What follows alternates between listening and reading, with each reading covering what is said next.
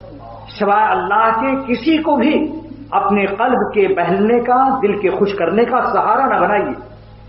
عطا کر دے خوشی حلال سے، ان کا احسان ہے. بچوں کو دیکھ کر دل خوش ہو، بیوی کو دیکھ کر دل خوش ہو، مکان کو دیکھ کر دل خوش ہو حلال نعمتوں سے، تو اللہ تعالیٰ کا شکر ادا کرو.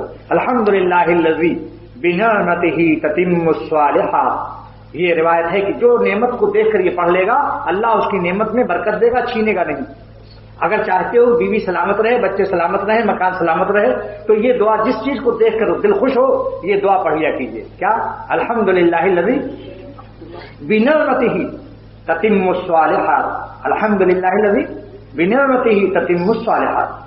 لیکن اس خوشی کے نشے کو بھی ذرا دیکھتے رہو کہ اتنا زیادہ تو نہیں ہو رہا ہے جو جماعت کی نماز چھوڑوا دے، جو اللہ والوں کے پاس آنا جانا چھوڑوا دے، جو اتنی محبت کی جس سے فرض میں خلل آنے لگے اور ہمارے قلب کو وہ غفلت میں ڈال دے.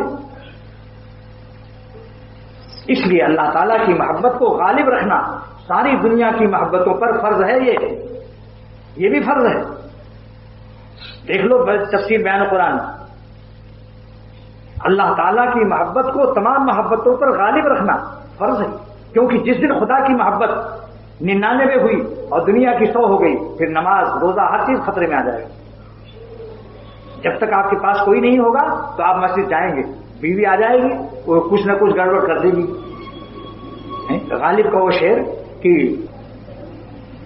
تم میرے پاس رہتے ہو گویا جب کوئی دوسرا نہیں ہوتا.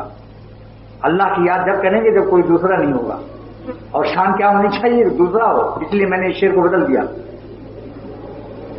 تم میرے پاس رہتے ہو گویا جب کوئی دوسرا بھی ہوتا ہے. محبت تو اصلی یہ ہونی چاہیے. یہ کیا دوسرا مل گیا تو بول گئے.